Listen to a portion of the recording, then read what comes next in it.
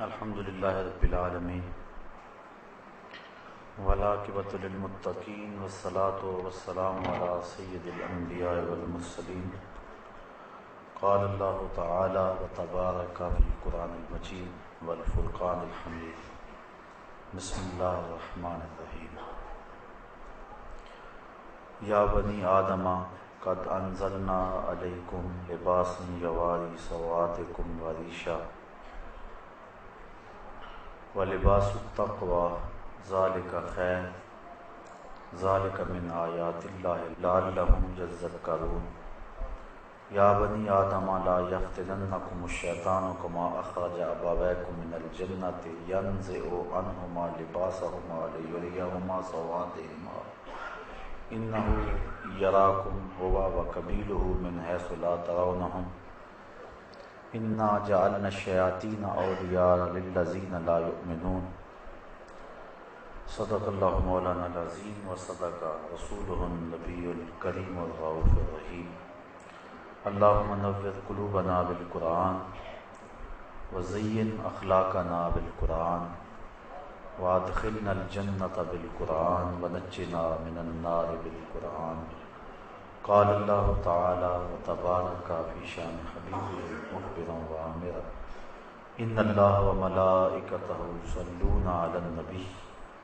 یا ایہا الذین آمنوا صلوا علیہ وسلموا تسلیما الصلاۃ والسلام علیک یا رسول اللہ وعلی آلک واصحابک یا محبوب رب العالمین الصلاۃ والسلام علیک یا رسول اللہ وعلی آلک واصحابک یا راحت العاشقین ز مہجوری برآمد جان عالم تراحم یا نبی اللہ تراحم ناخر رحمتا للعالمین ز محرومہ چرا فارغ نشینی بروں آبر سرز برد یمانی کہ روح تست صبح زندگانی ادیم طائف نالین پاکن شراک از رشتہ جہاں ماکن چے باشد گر کنی سوئے نگاہ ہمیشہ گر نہ باشد گاہے گاہے نگاہ یا رسول اللہ نگاہ ہمیشہ گر نہ باشد گاہے گاہے صد ہزاراں جبریل اندر بشر بہر حق سوئے غریباں یک نظر یا رسول اللہ انظر حالنا یا حبیب اللہ اسمع قالنا اننی فی بحر غم مغرقن خذ یدی ساحل لنا اشکالنا یا صاحب الجمال و یا سید البشر من وجهک المنیر لقد نور القمر لا يمکن الثناء کما کان حقہ بعد از خدا بزرگ توئی قصہ مختصر۔ تمام حمد و ثنا تعریف و توصیف اللہ جل مجدہ الکریم کی ذات بابرکات کے لیے جو خالق کائنات بھی ہے اور مالک شش جہاد بھی۔ اللہ جل وعلا کی حمد و ثنا کے بعد حضور نبی اکرم شفیع امم رسول محتشم نبی مکرم اللہ کے پیارے امت کے سہارے رب کے محبوب دانائے غیوب مالک رقاب امم فخر عرب و عجم والی کون و مقام سیاہ لا مقام سید انس و جاں سرور لالا رخاں نیر تاباں سر نشین مہوشاں ماہ خوباں شہنشاہ حسینہ تتمہ دوراں سر خیل زہرہ جمالاں جلوائے صبح ازل نور ذات لم یزل باعث تکوین عالم فخر آدم و بنی آدم نیر بطحا رازدار ما اوہا شاہد ما تغا صاحب علم نشرہ معصوم آمنہ احمد مجتبیٰ حضرت محمد مصطفیٰ صلی اللہ علیہ وسلم کے حضور ناز میں اپنی عقیدتوں ارادتوں اور محبتوں کا خراج پیش کرنے کے بعد معزز محترم سامعین خواتین و حضرات السلام علیکم ورحمۃ اللہ وبرکاتہ۔ پردہ اور حیا کے عنوان سے کچھ باتیں آج کی اس نشست میں آپ کے گوش گزار کرنے کی کوشش کروں گا اللہ تعالیٰ میری زبان کو سچائی کا نور نصیب فرمائے، اور جو سنے اس پر مجھے اور آپ کو عمل کی توفیق نصیب کرے۔ اللہ تعالیٰ جل شانہ نے ہمیں جو دین دیا وہ دین فطرت ہے۔ مرد اور عورت انسانیت کے دو خوبصورت تیور انداز اور روپ ہیں۔ مرد کے وظائف ذمہ داریاں اور طرح کی ہیں، اور عورت کے وظائف اور ذمہ داریاں کچھ اور طرح کی ہیں۔ اس لیے دونوں کو صلاحیتیں بھی اس اعتبار سے دی گئی ہیں۔ مرد کو جفاکش اور سخت پیدا کیا گیا، عورت کے اندر لطافت، ناز و انداز اور اس کے معمولات کے مطابق اور اس کی ذمہ داریوں کے مطابق اس کو صلاحیتوں سے نوازا گیا ہے۔ مرد چونکہ کسب معاش کر کے گھر کے نظم و نسق کو چلاتا ہے، اور عورت امور خانہ داری میں مصروف رہتی ہے، تو دونوں کے وظائف، احکام، حالات اور صلاحیتیں الگ الگ رکھی گئی ہیں، اور ہر ایک کی تخلیق میں ہزارہ حکمتیں ہیں، اور پھر دونوں کو ایک دوسرے کی ضرورت بنایا۔ عورت چار دیواری کی زینت ہے، مرد اس کائنات کا حسن، بانگ پن اور عروج ہے۔ دونوں کے وظائف مختلف بنائے۔ عورت کو شریعت نے پردے میں رہنے کی جو تاکید کی ہے، اس میں عورت پر جبر اور ظلم نہیں، بلکہ یہ پردہ اس کی آبرو کا محافظ ہے، اس کے حیا کا تیور ہے، اور اس کی غیرت کا نشان ہے۔ یہ عورت کے لیے کوئی قید خانہ نہیں، بلکہ یہ اس کا اعزاز ہے، اس کی تکریم ہے۔ لائبریری کے اندر ہزارہ کتابیں موجود ہوتی ہیں، لیکن کسی کتاب کے اوپر غلاف نہیں چڑھایا جاتا۔ قرآن مجید اللہ کی کتاب ہے، اور یہ ساری کتابوں پر تفوق اور مرتبہ رکھتی ہے اور عزت و احترام کے لائق ہے، تو اس کو غلاف میں لپیٹا جاتا ہے۔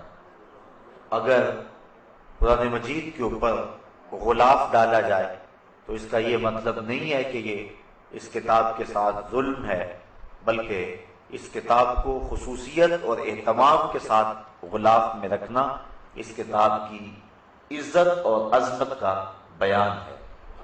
اللہ تعالیٰ نے جو عورت کو پردے کا حکم دیا ہے تو یہ عورت کی آبرو ہے۔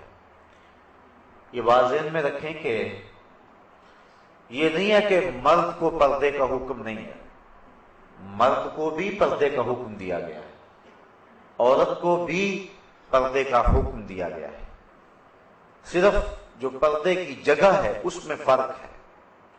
مرد ناف سے لے کر کے گھٹنوں تک اس کی اتنی جگہ یہ شرمگاہ کہلاتی ہے، اور اس کو پردے میں رکھنا واجب ہے، اور عورت سر سے لے کر پاؤں تک عورت ہے، اس لیے اس کو پردے کی تاکید کی گئی ہے۔ ایک زمانہ تھا کہ عورت کو مرد نے اپنی خواہشات کی تکمیل کا کھلونا سمجھا تھا، اور ہمیشہ مرد نے اس کی آبرو سے اور اس کی عزت سے کھیل کر کے اس کی تذلیل کی ہے۔ افلاطون نے عورت کو از قبیلے جن سے انسان ماننے سے انکار کیا۔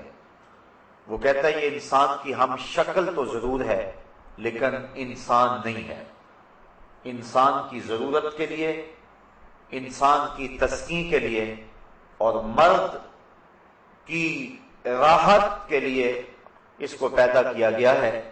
یہ انسان کو جنم تو دیتی ہے لیکن خود انسان نہیں ہے۔ کسی نے کہا کہ عورت بدی کا سرچشمہ ہے، اتنی دیر تک اللہ کا قرب نہیں مل سکتا جب تک عورت سے جدائی اختیار نہیں کی جاتی۔ اسلام نے عورت کو مرتبہ دیا۔ بدھ نے کہا کہ یہ بدی کا سرچشمہ ہے، اس سے جدا ہو جاؤ گے تو پھر تمہیں اللہ کا قرب ملے گا، لیکن اسلام نے ہمیں جو عورت کا مرتبہ بتایا، ہم دیکھتے ہیں کہ بسا اوقات حضرت عائشہ رضی اللہ تعالی عنہا کے بستر میں حضور کو وحی آیا کرتی تھی۔ کہاں عورت بدی کا سرچشمہ قرار پاتی ہے اور کہاں حضور کو اپنی زوجہ محترمہ کے بستر میں وحی کے نزول کے آثار پیدا ہوتے ہیں۔ بلکہ حضور نے فرمایا حبب الیہ من دنیاکم ثلاث، مجھے تمہاری دنیا سے 3 چیزیں ہی پسند ہیں، الطیب والنساء وجعلت قرۃ عینی فی الصلاۃ، ایک خوشبو، دوسری منکوحہ عورتیں، اور تیسرا میری آنکھوں کی ٹھنڈک نماز میں رکھی گئی ہے۔ تو عورت کو اسلام نے ہی مرتبہ دیا۔ تو پہلے لوگوں نے عورت کو ایک کھلونا سمجھا اور اس کے ساتھ جو سلوک کیا وہ تاریخ سے چھپا ہوا نہیں، لیکن جب عورت کی آنکھیں کھلی، اسلام نے اس کو عزت دی، ماں، بہن، بیٹی اور بیوی کے روپ کے اندر اس کو وقار کی مسند پہ بٹھایا گیا۔ تو وہی پرانے شکاری ایک نیا جال لے آئے۔ پہلے تو انہوں نے عورت کو کھلونا سمجھا اور اس کو اس صورت کے اندر دیکھا، لیکن جب دیکھا کہ اس کی آنکھیں کھل گئی ہیں اور اسلام نے اس کو مرتبہ دے دیا ہے، تو پھر انہوں نے جال نیا بچھایا اور کہا کہ تیری آزادی میں یہ رکاوٹ ہے اسلام، تجھے مخصوص حجاب کے اندر رکھ کر کے تیرا استحصال کرنا چاہتا ہے، اس لیے تو جس طرح چاہے، جس طرح تیرے من میں آئے تو اپنے حسن کی نمائش کرے، تجھے کوئی روک نہیں سکتا، یہ تیری آزادی پہ قدغن ہوگی۔ جن لوگوں نے پہلے عورت کو کھلونا سمجھا وہی شکاری نیا جال لے آئے اور اس طرح انہوں نے عورت کو گھر کی 4 دیواری سے نکال کر کے انہیں محفلوں کی زینت بنایا، جبکہ عورت کا حسن گھر کے اندر ہی رہنا ہے، چونکہ اس کی خلقت اسی لیے کی گئی ہے۔ اقبال کہتا ہے کہ اس راز کو عورت کی حقیقت ہی کرے فاش، مجبور ہیں معذور ہیں مردان خرد مند، کیا چیز ہے آرائش و زیبائش میں زیادہ، آزادی نسواں یا زمرد کا گلو بند۔ یہ عورت کی فطرت ہی بتا سکتی ہے کہ اس کے لیے حسن کہاں ہے۔ وہ گھر کی زینت بن کے رہنا پسند کرتی ہے کہ یہ چراغ محفل، وہ مردوں کے شانہ بشانہ سڑکوں پہ پتھر کوٹتی پھرے اور وہ ہوٹلوں کے اندر مردوں کی ہوسناک نگاہوں کا شکار ہوتی رہے، یہ اس کا حسن ہے، یا گھر کو سنبھال لے اور اپنے بچوں کی تربیت کرے اور انہیں معاشرے کا بہتر اور کارآمد حصہ بنائے۔ عورت کے لیے ان 2 وظائف میں سے کون سا وظیفہ ہے؟ ایک عورت کی فطرت ہی اس بات کو بتا سکتی ہے۔ تو یہ پرانے شکاریوں نے ایک نیا جال بچھایا اور عورت کو اپنے سفلی جذبات کی تسکین کے لیے کھلونا ہی دیکھنا چاہا، لیکن انہوں نے ایک اور جال بچھا کے عورت کو پھانس لیا۔ اب دیکھیے قرآن مجید میں ہمارا رب ہم سے کیا کہہ رہا ہے۔ یا بنی آدم، اے اولاد آدم، قد انزلنا علیکم لباسا یواری سوآتکم وریشا، بے شک ہم نے تمہاری طرف ایک لباس وہ اتارا کہ تمہاری شرم کی چیزیں چھپائے، اور ایک وہ کہ تمہاری آرائش ہو۔ یعنی لباس کے مقاصد بیان کیے گئے۔ لباس کے بنیادی مقاصد تین ہیں: گرمی اور سردی سے انسان کو بچانا، دوسرا انسان کی عزت آبرو کی حفاظت کرنا اور اس کی شرم والی چیزوں کو چھپانا، اور لباس کا تیسرا مقصد زینت دینا ہے۔ لباس پہن کر کے انسان مہذب لگتا ہے۔ اگر انسان لباس کے بغیر ہی معاشرے کے اندر چلنے پھرنے لگ جائے تو اس میں اور پھر جانوروں میں کوئی فرق باقی نہیں رہتا ہے۔ اللہ تعالیٰ نے انسان کی حیت ایسی بنائی ہے کہ اس کے لیے لباس ضروری ہے، اور اس مقصد کو یہاں بیان فرمایا: اے آدم کی اولاد، بے شک ہم نے تمہاری طرف ایک لباس وہ اتارا جس سے تمہاری شرم کی چیزیں چھپ جائیں، اور ایک لباس وہ جس سے تمہاری آرائش ہو۔ وَلِبَاسُ التَّقْوَىٰ، اور ایک لباس پرہیزگاری کا لباس ہے، تقوی کا لباس ہے۔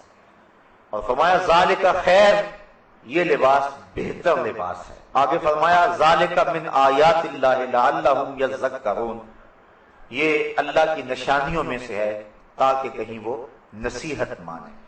اللہ تعالیٰ نے تمہاری نصیحت کے لیے یہ ساری چیزیں بیان کر دیں، اور تمہارا لباس بھی اللہ کی من جملہ نشانیوں میں سے ایک نشانی ہے۔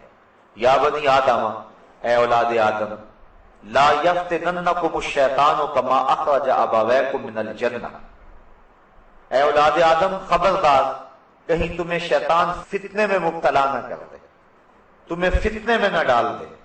کما اخرج ابویکم من الجنہ، جس طرح تمہارے ماں باپ کو اس نے بہشت سے نکلوایا۔ ینزع عنہما لباسہما لیریہما سوآتہما، اور اتروا دیے ان کے لباس کہ ان کی شرم کی چیزیں انہیں نظر پڑیں۔ انہ یراکم ہوا وقبیلہ من حیث لا ترونہم، بے شک وہ اور اس کا قبیلہ اور کنبہ تمہیں وہاں سے دیکھتا ہے کہ تم انہیں نہیں دیکھتے ہو۔ یعنی شیاطین تمہیں دیکھتے ہیں اور تمہارے اوپر حملہ آور ہوتے ہیں، لیکن تم شیاطین کو نہیں دیکھتے۔ انا جعلنا الشیاطین اولیاء للذین لا یؤمنون، بے شک ہم نے شیطانوں کو ان کا دوست کیا جو ایمان نہیں لاتے۔ جو مومن ہیں شیطان ان کا دوست نہیں ہے، بلکہ جو ایمان نہیں لاتے شیطان ان کا دوست ہے۔ تو شیطان چاہتا ہے کہ تمہارے لباس کو پھر تار تار کر دے، اور تمہیں پھر برہنہ کر دے، اور تمہارے تقوی کا لباس بھی چھین لے، اور وہ لباس جو تمہیں زینت دیے ہوئے ہے، اور وہ لباس جو تمہاری شرم والی چیزوں کو چھپائے ہوئے ہے، شیطان چاہتا ہے کہ تمہارے اس لباس کو پھر تم سے اتروا دے اور تم کو رسوا کر دے۔ جو اہل ایمان ہیں وہ شیطان سے کبھی دوستی نہیں لگاتے، اور جن کو ایمان کی بہار نصیب نہیں ہے وہ شیطان کو اپنا دوست سمجھ لیتے ہیں۔ تو اہل ایمان کبھی بھی شیطان کے ساتھ اپنی دوستی کے رشتے کو قائم نہیں رکھتے، بلکہ اللہ تعالیٰ نے ایک دوسرے مقام پر ارشاد فرمایا: یا ایھا الذین آمنوا لا تتخذوا عدوی وعدوکم اولیاء، اے ایمان والو میرے اور اپنے دشمن کو کبھی بھی دوست نہ بنانا۔ دشمن سوائے دشمنی کے اور کیا کرے گا؟ وہ جس روپ میں مرضی آ جائے سوائے دشمنی کے وہ کر ہی کیا سکتا ہے۔ تو شیطان ہمارا دشمن ہے، اس نے ہمارے رب کے روبرو قسم کھائی تھی کہ مجھے قسم ہے تیری عزت کی، میں تیرے بندوں کو تیرے تک نہیں پہنچنے دوں گا، میں ان کے دائیں ان کے بائیں ان کے آگے ان کے پیچھے چاروں طرف کو گھیر لوں گا۔ دو سمتیں بھول گیا، ایک اوپر والی ایک نیچے والی۔ جب بندہ پیشانی سجدے میں رکھ دے یا ہاتھ اٹھائے اور اللہ سے عرض کرے تو شیطان انسان کے راستے میں حائل نہیں ہو سکتا ہے، باقی چاروں سمتوں سے ہی آتا ہے۔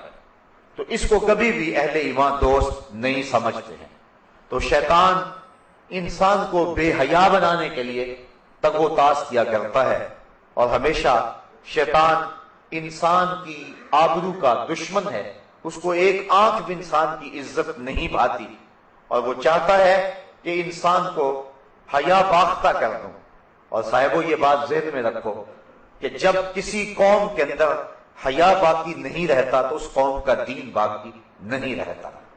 حضرت نبی رحمت صلی اللہ علیہ وآلہ وسلم تشریف فرما ہوئے تو ایک صاحب اپنے بھائی کو حیا کے بارے میں درس دے رہا تھا، حیا کی تعلیم دے رہا تھا. تو حضور جب تشریف فرما ہوئے اور اس کے بھائی کو تعلیم دیتے ہوئے دیکھا تو فرمایا دعو فإن الحیا من الایمان، فرمایا اسے چھوڑ دے، حیا تو ایمان کا حصہ ہے. یعنی جب ایمان ہوگا تو لازمی طور پہ حیا بھی ہوگا.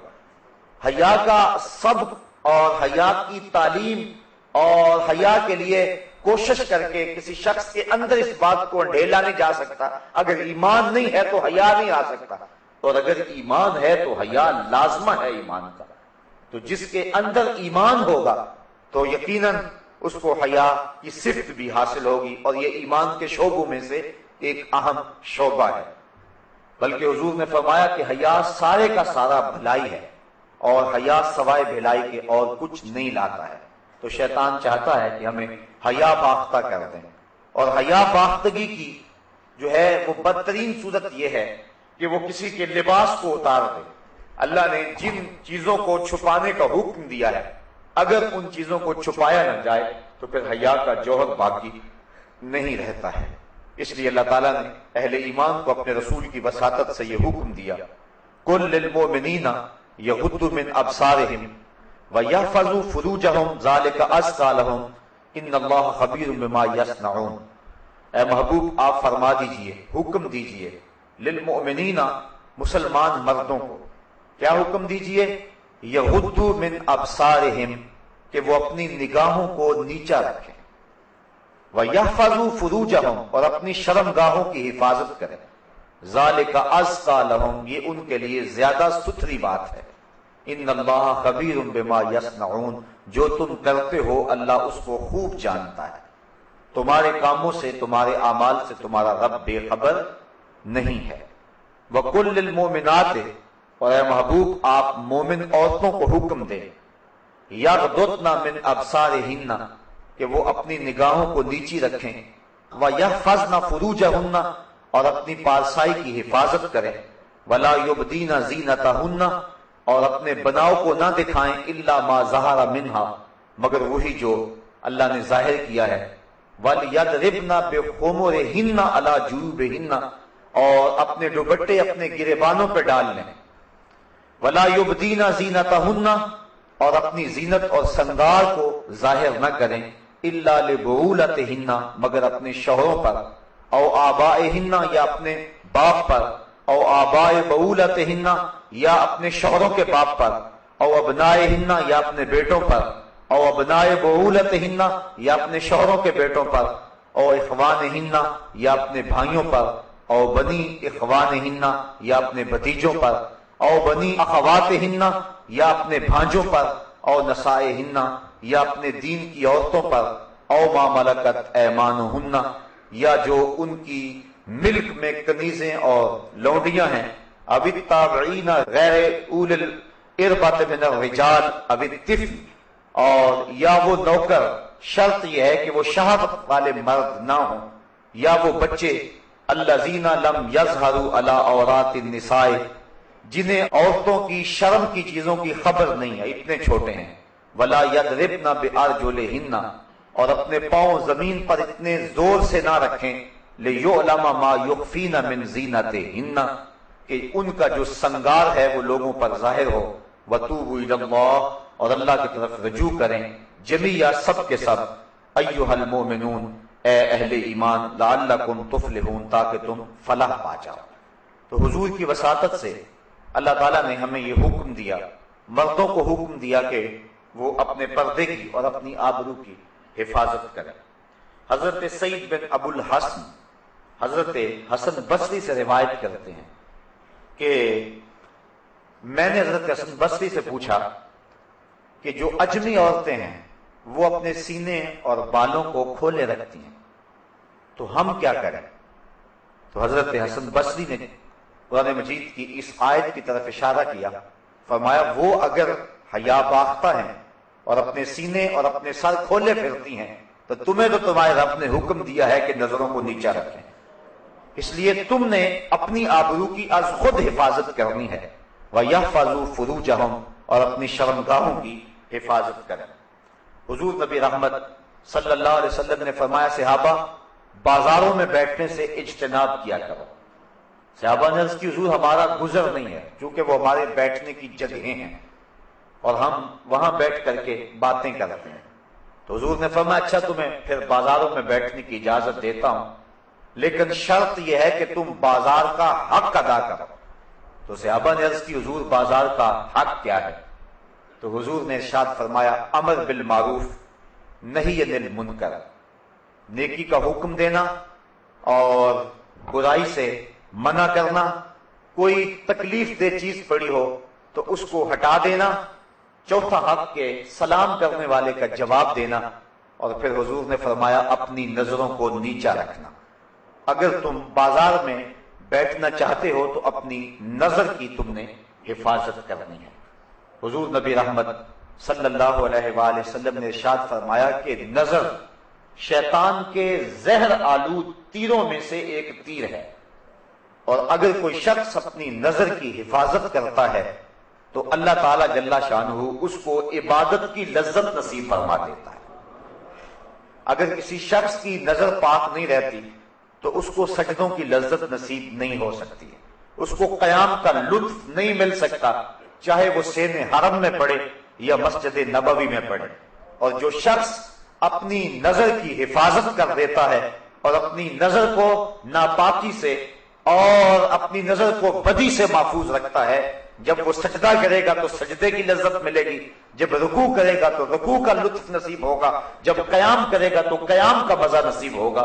عبادت اور ایمان کی ایک لذت ہوتی ہے جو ایک مومن کو نصیب ہوتی ہے، تو جو شخص اپنی نظر کی حفاظت کرے اللہ تعالیٰ اس کو عبادت کا سرور اور عبادت کی لذت نصیب فرما دیتا ہے۔ تو اہل ایمان کو اس بات کا حکم دیا گیا، بلکہ حضور نے اپنے عمل سے صحابہ کے سامنے اس کی مثال پیش کی۔ حجۃ الوداع کے موقع پہ آقا کریم علیہ السلام کے ردیف تھے حضرت فضل بن عباس رضی اللہ تعالی عنہ، حضرت عبداللہ ابن عباس رضی اللہ تعالی عنہ کے بھائی اور حضور کے چچا زاد بھائی، حضرت عباس بن عبد المطلب رضی اللہ تعالی عنہما کے فرزند ارجمن، اور یہ تھے بڑے خوبصورت۔ حضور علیہ السلام کے ساتھ سواری کے اوپر تشریف فرما تھے، تو ایک قبیلے کی ایک خوبصورت عورت حضور سے مسئلہ پوچھنے کے لیے آگے بڑھی، تو حضرت فضل بن عباس کی نظر پڑ گئی، بلکہ ان کے چہرے پر نظر جم گئی۔ تو آقا کریم علیہ السلام اسی عالم کے اندر پیچھے پلٹ کے دیکھا اور اپنے ہاتھ سے حضرت فضل بن عباس کی ٹھوڑی کو پکڑا اور پکڑ کے دوسری سمت کر دیا، اور لوگوں کے سامنے اس مثال کو رکھا کہ کوئی جتنا مرضی متقی اور معتبر کیوں نہ ہو، وہ نظر کی حفاظت کرے۔ جس کی نظر پاک رہے گی اس کو باقی معاملات کے اندر خیر رہے گی، کیونکہ سب سے پہلے نظر بھٹکتی ہے، جب نظر بھٹکتی ہے تو خیال بہکتے ہیں، جب خیال بہکتے ہیں تو پھر انسان زنا کی طرف راغب ہوتا ہے۔ اس لیے اسلام نے دواعی زنا سے ہی روک دیا، اس لیے کہا سب سے پہلے تم اپنی نظر کی حفاظت کرو۔ بلکہ حضور علیہ السلام نے ارشاد فرمایا کہ نظر زنا کرتی ہے، فزن العین النظر وزن اللسان المنطق والنفس تمنا وتشتہی والفرج یصدق ذلك كلہ ویکذبہ۔ فرمایا کہ انسان کی نظر کا زنا یہ ہے، آنکھ کا زنا یہ ہے کہ آدمی دیکھے کسی کو، اور فرمایا زبان کا زنا یہ ہے کہ بات کرے، پھر نفس جو ہے اس کی تمنا کرتا ہے اور اس کی آرزو کرتا ہے، پھر انسان کی شرمگاہ یا اس کی تصدیق کر دیتی ہے تمام کی تمام، اور یا پھر ان تمام کی وہ نفی کر دیتی ہے۔ دو صورتوں میں ایک صورت ضرور ہوتی ہے، اس لیے اپنی نظر کی حفاظت کرے اور اپنی آواز سے بھی حفاظت کرے۔ آج کل موبائل کے ذریعے سے مختلف پیکج آئے ہیں اور گفتگو کا زنا اور نظر کا زنا پورے عروج پہ ہے۔ جب کسی قوم کے اندر یہ بدی پھیلتی ہے تو اللہ اس قوم سے برکت کو اٹھا لیتا ہے۔ آج ہمارے میں برکت نہیں ہے، دولت کی کثرت کے باوجود بھی ہر بندہ شاکی ہے۔ جب تک ہماری نظر طاہر اور پاک نہیں ہوتی ہے، ہمارے من کے اندر اجالے اور روشنیاں پیدا نہیں ہو سکتی ہیں۔ تو تو اللہ تعالیٰ نے اہل ایمان کو یہ حکم دیا، اے محبوب آپ ارشاد کر دیں اہل ایمان کو یغضوا من ابصارہم، کہ وہ اپنی نظر کی حفاظت کریں۔ اگر انسان کی نظر پڑ جاتی ہے تو اس کے لیے حکم ہے النظرۃ الاولی والثانیۃ علیک، فرمایا پہلی نظر تجھے معاف ہے چونکہ اس میں تیرا قصد نہیں ہے۔ اگر اسی نظر کے تسلسل کو برقرار رکھتا ہے یا دوسری مرتبہ دیکھتا ہے تو فرمایا وہ تیرے اوپر وبال ہوگی۔ تو پہلی نظر کی معافی دی گئی کیونکہ اسلام جو ہے وہ دین فطرت ہے، تو جہاں انسان کی جہاں کمزوری ہے، جہاں اس کی بے اختیاری ہے، وہاں چھوٹ دے دی گئی۔ لیکن اس کے بعد اگر اس نظر کا تسلسل برقرار رہتا ہے یا پھر دوسری نظر کوشش کر کے دیکھتا ہے اور تعاقب کرتا ہے تو پھر فرمایا وہ تیرے اوپر وبال ہے۔ اور وہ آنکھ جو غیر محارم کو دیکھتی رہی کل قیامت کے دن جہنم کی آگ سے بھر دی جائے گی۔ اور 3 آنکھیں حضور نے فرمایا قیامت کے دن کوئی آنکھ نہیں ہوگی جو رو نہیں رہی ہوگی، صرف 3 آنکھیں ہوں گی کہ جن میں آنسو نہیں ہوں گے اور جو نہیں رو رہی ہوں گی۔ ایک وہ نظر جو غیر محارم کی طرف دیکھنے سے بچی، دوسری وہ نظر جو اللہ جل شانہ کی راہ میں اس کے راستے کے اندر جاگتی رہی، پہرا دیتی رہی، سرحدوں کے اوپر محافظت کرتی رہی، اور تیسری وہ نظر، وہ آنکھ کہ خوف خدا میں مکھی کے سر کے برابر اس سے آنسو نکل آئے۔ تو فرمایا یہ 3 آنکھوں کے علاوہ باقی جتنی بھی آنکھیں ہیں وہ قیامت کے دن رو رہی ہوں گی۔ تو اپنی نظر کی حفاظت یہ بہت ضروری ہے، اور اللہ تعالیٰ نے قرآن مجید کے اندر یہاں خصوصیت کے ساتھ اس کا تذکرہ ارشاد فرمایا، وَيَحْفَظُوا فُرُوجَهُمْ ذَلِكَ أَزْكَىٰ لَهُمْ، اور اپنی شرمگاہ کی حفاظت کریں، یہ بہتر ہے ان کے لیے۔ ان اللہ خبیر بما یصنعون، بے شک اللہ ان کے کاموں کی خبر رکھتا ہے۔ یعنی اگر تم اپنی نظر کو محفوظ نہیں رکھ پاتے تو مت سمجھو کہ کسی نے دیکھا نہیں ہے، تمہارا رب دیکھ رہا ہے، اس کی نظر سے کوئی شے پوشیدہ نہیں ہے، ایک ایک چیز لکھی جا رہی ہے اور اس کا حساب کل تمہیں دینا پڑے گا۔ تو فرمایا وہ جانتا ہے، وہ دیکھتا ہے، اگر تم بچ جاؤ تو پھر بھی دیکھ رہا ہے، اور اگر تم نہ بچو تو وہ پھر بھی دیکھ رہا ہے۔ تو یہ اہل ایمان کو حکم دیا گیا۔ دوسری طرف عورتوں کو حکم دیا گیا، وَقُلْ لِلْمُؤْمِنَاتِ يَغْضُضْنَ مِنْ أَبْصَارِهِنَّ، اور اے محبوب مسلمان عورتوں کو بھی حکم دیں کہ وہ بھی اپنی نظروں کو نیچا رکھیں۔ اگر مرد کو روکا گیا ہے کہ وہ غیر محرم عورت کی طرف نہ دیکھے تو عورت کو بھی روکا گیا ہے کہ وہ غیر محرم مرد کو نہ دیکھے۔ حضرت ام سلمہ رضی اللہ تعالی عنہ حضور کی زوجہ محترمہ ہیں، حضرت میمونہ رضی اللہ تعالی عنہ کے گھر گئیں اور وہ بھی حضور کی زوجہ ہیں۔ تو حضرت عبداللہ ابن مکتوم آئے تو یہ ان کو دیکھنے لگے، تو حضور علیہ السلام نے فرمایا کہ پردہ کرو۔ حیرت سے عرض کی حضور یہ تو نابینے ہیں، تو حضور علیہ السلام نے فرمایا یہ نابینے ہیں، تم نابینا تو نہیں ہو۔ یعنی عورت کو بھی منع کر دیا کہ تو مرد کو نہ دیکھے، بلکہ حضور نبی رحمت صلی اللہ علیہ وآلہ وسلم کی پیاری صاحبزادی سیدہ فاطمہ الزہرا رضی اللہ تعالی عنہا سے پوچھا گیا کہ عورت کے لیے بہترین پردہ کیا ہے؟ تو سیدہ فرمانے لگی کہ عورت کا بہترین پردہ یہ ہے کہ نہ وہ مرد کو دیکھے اور نہ کوئی مرد اس کو دیکھے۔ بلکہ حضرت فاطمہ رضی اللہ تعالی عنہا اس وجہ سے پریشان رہا کرتی تھی کہ اب تو میں اپنے پردے کی حفاظت کرتی ہوں، جب موت طاری ہو گئی تو پھر اس کے بعد چارپائی کے اوپر اٹھا کر کے قبرستان میں لے جاتے ہیں اور عورت کے جسم کی ڈیل ڈھول جو ہے اس کو مرد دیکھتے ہیں، تو میرے لیے یہ بھی پریشانی کا باعث ہوگا۔ تو وہ اس معاملے میں سخت متفکر رہا کرتی تھی۔ حضرت اسماء بنت امیس رضی اللہ تعالی عنہا سے انہوں نے ایک دن یوں بات کی تو وہ فرمانے لگی کہ میں نے حبشے کے اندر لوگوں کو دیکھا ہے کہ وہ عورتوں کے لیے ایک خاص ڈولی ہے، اور آپ نے کہا کہ میں آپ کو بنا کے دکھا دیتی ہوں۔ انہوں نے کھجور کی 4 شاخیں منگوائیں اور پھر چارپائی کے 4 پایوں کے ساتھ باندھ دی اور ان کو آپس میں جوڑ دیا اور اس کے اوپر پردہ ڈال دیا اور کہا کہ میں نے یوں حبشہ کے اندر دیکھا ہے۔ تو حضرت فاطمہ الزہرا اتنا خوش ہوئی اس بات پر کہ یہ ایک اچھا طریقہ مل گیا ہے، اور اس طرح عورت مرنے کے بعد بھی اپنے پردے کی اور اپنی آبرو کی اس طرح سے حفاظت کر سکتی ہے۔ تو یعنی اس انداز کے ساتھ اور اس صورت کے اندر جو ہے وہ ہمیں سبق اور درس دیا گیا۔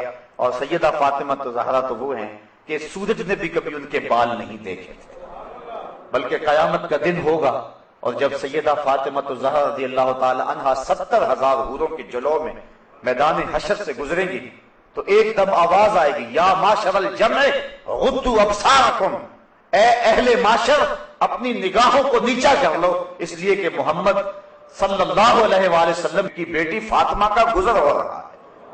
تو اہل معاشر کو نظریں جھکانے کا کہا جائے گا، چونکہ انہوں نے زندگی میں اپنے پردے کی اپنی جان سے زیادہ حفاظت کی، اور اللہ تعالیٰ جل شانہ ان کو قیامت کے دن بھی اس انداز کے ساتھ اعزاز و تکریم عطا فرمائے گا۔ حج کے موقع پر ایک آزمائش ہے، احرام کی شرط ہے کہ عورت اپنے چہرے کو نہ چھپائے، یعنی اپنے چہرے کو ننگا رکھے۔ کیوں؟ اس لیے کہ امتحان گاہ میں مرد اور عورت کھڑے ہوتے ہیں، اللہ کا گھر سامنے، اللہ دیکھنا چاہتا ہے میرا بندہ میرے سے ڈر کر کے اپنی نظر کی حفاظت کرتا ہے کہ نہیں کرتا ہے۔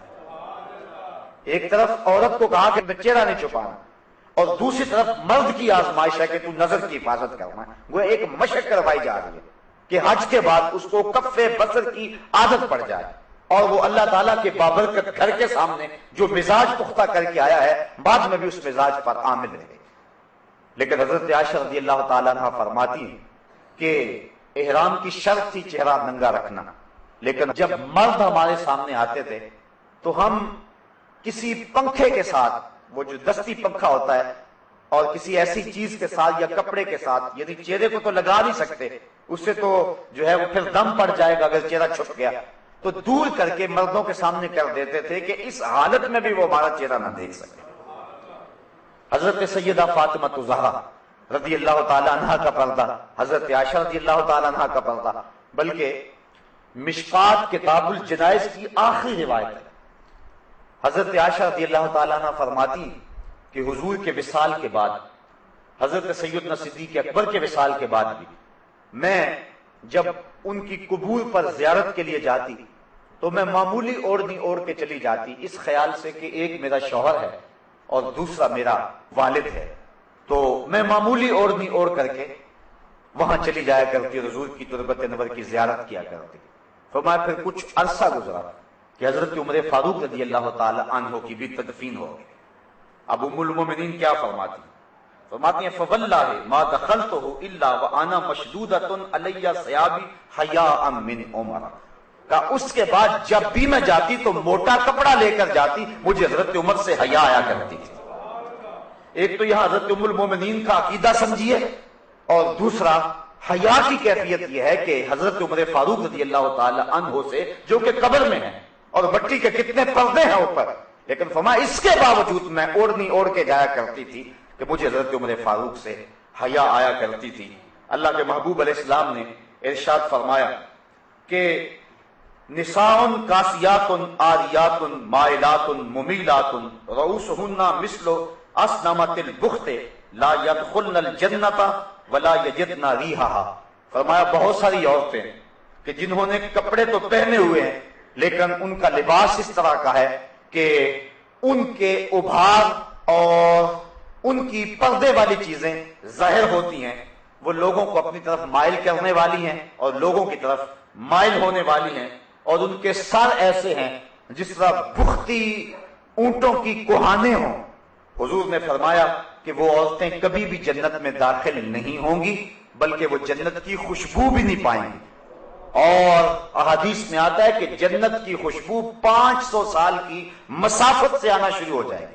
ابھی بندہ 500 سال دور مسافت پہ ہوگا کہ جنت کی مہک آنا شروع ہو جائے گی، لیکن جو عورتیں لباس پہننے کے باوجود بھی برہنہ رہتی ہیں اور جو لوگوں کو مائل کرتی ہیں اور ان کی طرف مائل ہوتی ہیں، اقبال نے کہا تھا نوجوانہ چوں زنا مشغول تن از حیا بیگانہ پیرانے کہن، کہ میری قوم کی حالت یہ، آج سے 60-70 سال قبل اقبال نے کہا میری قوم کی حالت یہ ہے کہ جو جوان ہیں وہ اپنے تن میں مشغول ہو گئے، ہر وقت کنگھی پٹی میں لگے رہتے ہیں، ہر وقت وہ اپنے جسم کو سنوارنے میں لگے رہتے ہیں، جبکہ یہ وظیفہ عورتوں کا ہے، یہ مردوں کا نہیں ہے۔ لیکن بیوٹی پارلر پہ اب تو مرد بھی سج کے آتا ہے عورت کے ساتھ ساتھ۔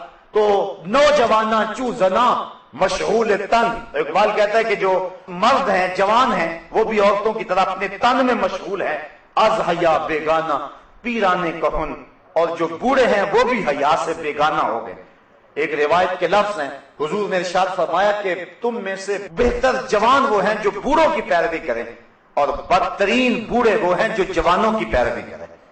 جوانوں کو بوڑھوں کے نقوش قدم پہ چلنا چاہیے، لیکن بوڑھوں کو جوانوں کے نقوش قدم پہ نہیں چلنا چاہیے، بلکہ ان کو اپنے بڑھاپے کا حیا ہونا چاہیے۔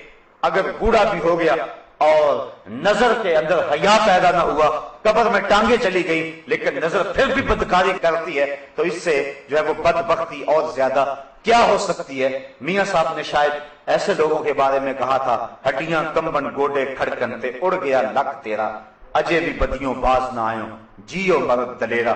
تو اقبال کہتا ہے نوجوانہ چو زنا مشغول تن، از حیا بیگانہ پیرانے کہن، دخترانے او بچشم خود اسیر، شوخ چشموں شوخ بینوں خردہ گیر، ساختہ پرداختہ دل باختہ ابروان مثلے دو تیغے آختہ۔ یہ وہی اسی حدیث کے ترجمے، مائلاتن ممیلاتن، خود کسی کی طرف لڑک جانے والی اور معمولی سی بات سے کسی طرف مائل ہو جانے والی، اور جو ہے وہ کسی کو اپنی جانب اپنی اداؤں سے، اپنے ناز و نخرے سے اور اپنے عشموں سے لوگوں کو اپنی طرف مائل کرنے والی ہیں۔ اور حضور نے ارشاد فرمایا کہ یہ عورتیں اپنے سروں پر اس طرح جوڑے رکھیں گی۔ دیکھیے حضور نے 1400 سال قبل ہی یہ بات بتا دی، جس طرح بختی اونٹوں کی کوہانیں ہوتی ہیں، اور فرمایا کہ یہ عورتیں ایسی ہیں جو جنت میں جانا تو دور کی بات ہے، جنت کی خوشبو بھی نہیں پا سکیں گے۔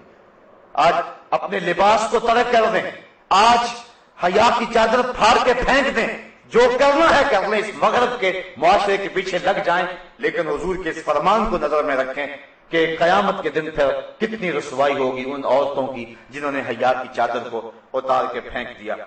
بلکہ آئیے ہم حضور کے دور کو دیکھتے ہیں۔ ابو داؤد شریف کے اندر روایت ہے کہ ایک خاتون کا بیٹا شہید ہو گیا کسی جنگ کے اندر، تو حضور کی خدمت میں وہ حاضر ہوئی، لیکن اپنے جوان بیٹے کی وفات پر اور اس کی شہادت پر حضور کی خدمت میں جب حاضر ہوئی تو صحابہ نے کیا دیکھا کہ اس کا پورا جسم جو تھا وہ پردے میں لپٹا ہوا تھا۔ تو بیٹے کی وفات پر باوجود کے دکھ اور تکلیف کی کیفیت میں بعض اوقات شرعی ضابطے لوگوں سے چھوٹ جاتے ہیں، لیکن اس نے اپنے پردے کا خوب اہتمام کیا ہوا تھا۔ صحابہ نے تعجب کرتے ہوئے، اور تعجب جو تھا اس کو تحسین کی نظر سے دیکھتے ہوئے، کہا کہ تو نے اس حالت کے اندر بھی اپنے پردے کا اتنا التزام کیا ہے؟ تو اس عورت نے جو جواب دیا وہ دختران ملت کے لیے کتنی روشن اور کتنی جو ہے وہ اجالے بانٹنے والی بات ہے۔ اس نے کہا میرا بیٹا فوت ہو گیا، میرا حیا تو فوت نہیں ہوا ہے، میرا بیٹا چلا گیا لیکن میرا حیا تو بھی باقی ہے۔ تو یہ تھی اسلام کی وہ دختران جن کی گود میں اسلام پلتا تھا۔ جب عورت پردے میں تھی تو وہ ایسے بچے جنم دیتی تھی جو قوم کی تقدیر کو بدل کے رکھ دیتے تھے۔ اقبال کہتا ہے تو نہ دانی کہ سوزے کے راتے تو دیگر گوں کر تقدیر عمر رہا۔ میرے قوم کی بہن تو نہیں جانتی کہ تو بہن ہو کے قرآن پڑھے تو عمر کی تقدیر بدلتی ہے، اور تو ماں ہو کے قرآن پڑھے تو بیٹا نیزے کی نوک پہ بھی قرآن سناتا ہے۔ آج اگر عورت سمٹ جائے تو معاشرہ پھیل جائے گا۔ میری بہن، میری بیٹی، تو نگار خانے کی زینت نہیں ہے، تو گھر کی آبرو ہے، تو مغرب کی ٹینوں نہیں ہے، تو مشرق کی بیٹی ہے، تو محافل کا حسن نہیں ہے بلکہ تو چراغے خانہ ہے۔ تیرے دم سے کائنات کے اندر حسن ہے، مکالمات افلاطون نہ لکھ سکی لیکن اسی کے شعلہ سے ٹوٹا شرار افلاطون۔ اسی عورت کی گود کے اندر اسلام پلتا تھا۔ جب مائیں ام الخیر جیسی تھی تو بیٹے غوث اعظم جیسے جنم لیتے تھے، جب مائیں مائی راستی جیسی تھی تو بیٹے بابا فرید جیسے جنم لیتے تھے، جب مائیں سیدہ فاطمہ زہرا جیسی تھی تو بیٹے حضرت امام حسین جیسے جنم لیا کرتے تھے، جب ماں قرآن کھول کے تلاوت کرتی تھی اور بیٹے کو لوئیاں دیا کرتی تھی تو بیٹے وقت کے بایزید ہوا کرتے تھے۔ لیکن جب مائیں ایک طرف بیٹے کو دودھ پلا رہی اور دوسری طرف تھرکتی ہوئی تصویروں پہ نظر جمی ہوئی ہے، تو پھر بیٹے وقت کے بایزید تو نہیں ہوں گے، وہ اداکار اور ایکٹر ہی بنیں گے، وہ بے حیا ہی بنیں گے، حیا کا مادہ ان کی آنکھ میں نہیں ہوگا۔ تو اللہ تعالیٰ جل شانہ نے خاص طور پہ ارشاد فرمایا اور عورتوں کو کہا کہ وہ اپنی نظر کو نیچا رکھیں، وَيَحْفَظْنَ فُرُوجَهُنَّ، اور اپنی پارسائی کی حفاظت کریں۔ سب سے قیمتی جوہر کسی شخص کی آبرو ہے، اگر آبرو باقی نہ رہی تو کیا باقی رہا؟ وَلَا يُبْدِينَ زِينَتَهُنَّ، اور اپنا بناؤ نہ دکھائیں، إِلَّا مَا ظَهَرَ مِنْهَا، مگر جتنا خود ظاہر ہے۔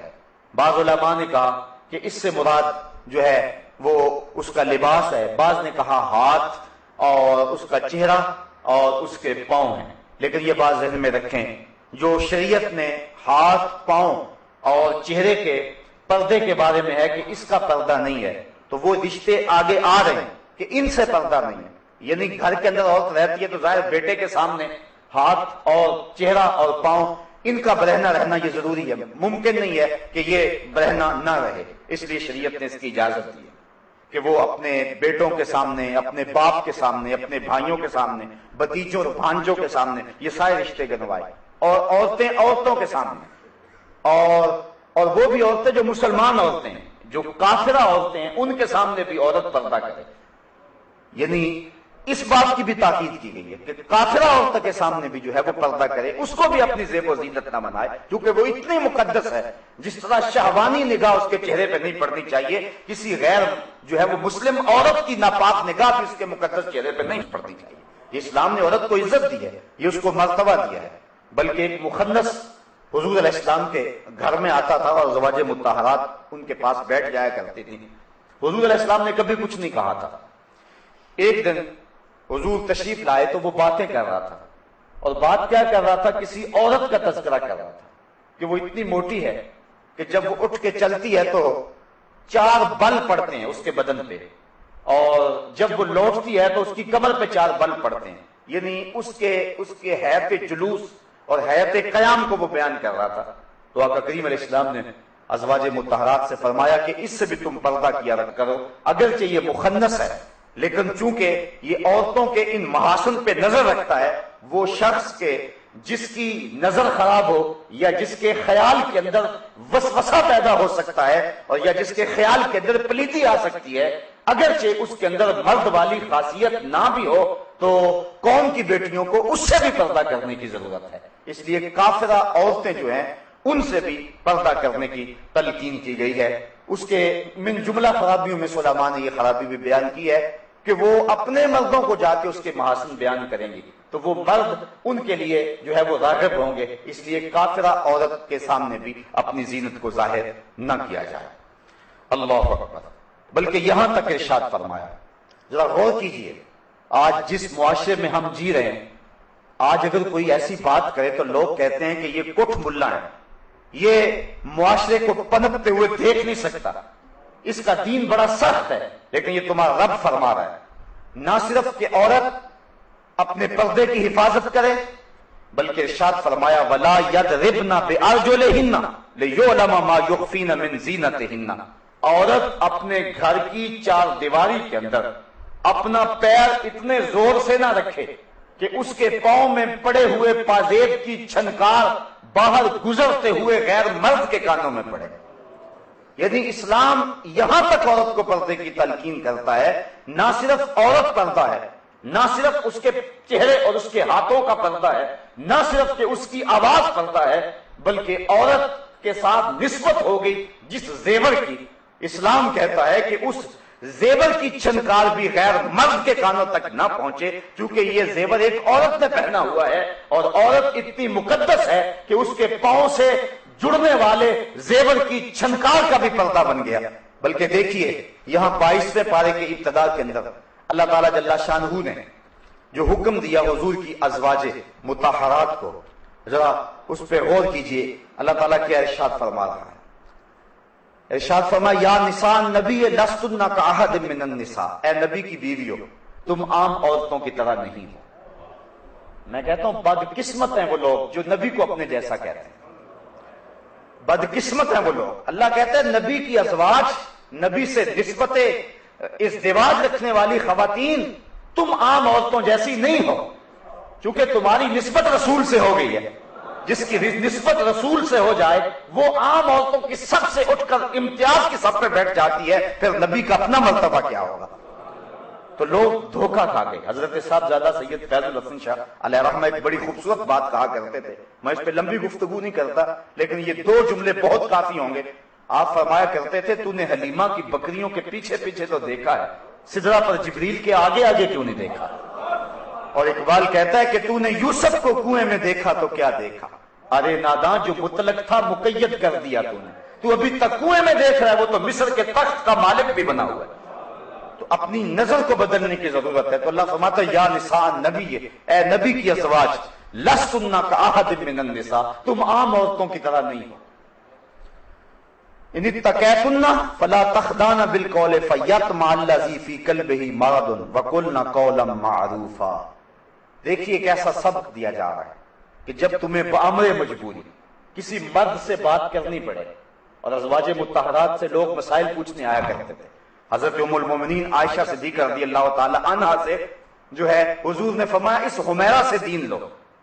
تو عورتوں کے جتنے بھی مسائل ہیں امت تک پہنچے ہیں وہ حضرت ام المومنین کے ذریعے پہنچے. تو ان کے پاس امر مجبوری آنا پڑتا تھا. صحابہ کو کوئی مسائل جو حل نہیں ہوتے تھے تو وہ ان کے پاس آتے تھے کہ تم نے حضور کا عمل کیا دیکھا.